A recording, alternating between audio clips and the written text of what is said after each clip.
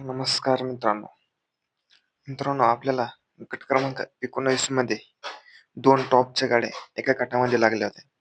त्या टॉपच्या गाड्या दोन कोणत्या म्हणजे महाराज आणि सर्जा वर्सेस सर्जा 8500 आणि चित्ता. कारण की मित्रांनो, ह्या दोन्ही टॉपच्या गाड्या एका गटात लागल्या. आता बऱ्याचशा जणांना अशी आतुरता लागली असेल, गटपास महाराज आणि सर्जा झाला असेल, नाही तर सर्जा वेगाचा शेवट सर्जा नाही तर चित्ता. हे दोन गाडीपैकी एक गाडी गटपास झाली असणे अशा भरपूर जणाला अशी आतुरता लागली असेल. कारण की मित्रांनो, दोन्ही नंदी टॉपचे एका गटात लागले आणि दोन्हीपैकी कोणता गटपास झाला अशा बऱ्याचशा जणाला आतुरता आहे.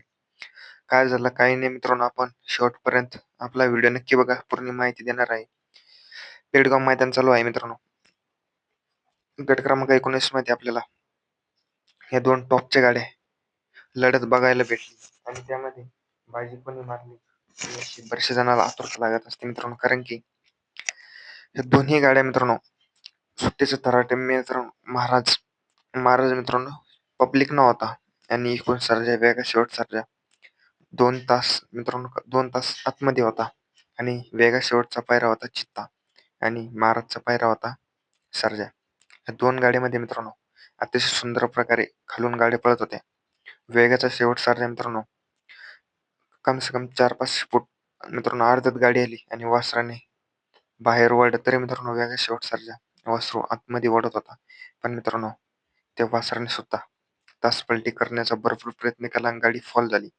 मित्रांनो गाडी फॉल झाली आणि महाराज आता मला वाटलं वेगा शेवट सर्जा याचा पराभव झाला, पण महाराज गटपास झाला. कारण की मित्रांनो महाराज सुद्धा गटपास झाला नाही. दुसऱ्या नंदीने विजय पटकावला आणि दोन्ही गाड्या आज गटाला पराभव झालेल्या मित्रांनो. एका गटामध्ये दोन टॉपच्या गाड्या लागल्या आणि दोन्ही टॉपच्या गाडीचा गटाला आज पराभव झालेला आहे. आणि मित्रांनो वेगाचा शेवट सर्जा मित्रांनो याचं जवळपास 61 फाटा माळशिरस मैदान झालं. त्या मैदानामध्ये दुसरा क्रमांक मिळवला आणि त्याच्यानंतर आपल्याला आदतच्या मैदानामध्ये पळताना दिसला. आदतमध्ये सुद्धा मित्रांनो गटपास झाला नाही आणि त्याच्यानंतर पुन्हा एकदा आपल्याला एका दुसरा बैल मैदानामध्ये पळाला छोटा बलमा सोबत. तिथं सुद्धा मित्रांनो निकालावर बलमाने तासपलटी केली. तिथं सुद्धा गाडी मित्रांनो पराभव झाली. त्याच्यानंतर काल पळाला. काल सुद्धा मित्रांनो गटाला तासपलटी झाला.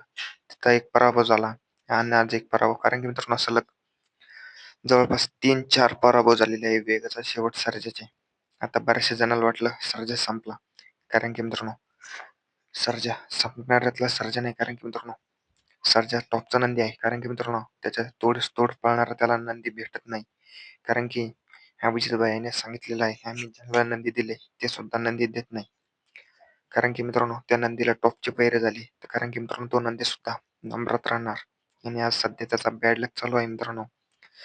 आता त्याचा बॅड लक कारण की आज सुद्धा मित्रांनो बॅड लकच आहे. कारण की सलग 3-4 मैदानामध्ये नंदीचा पराभव झालेला आहे.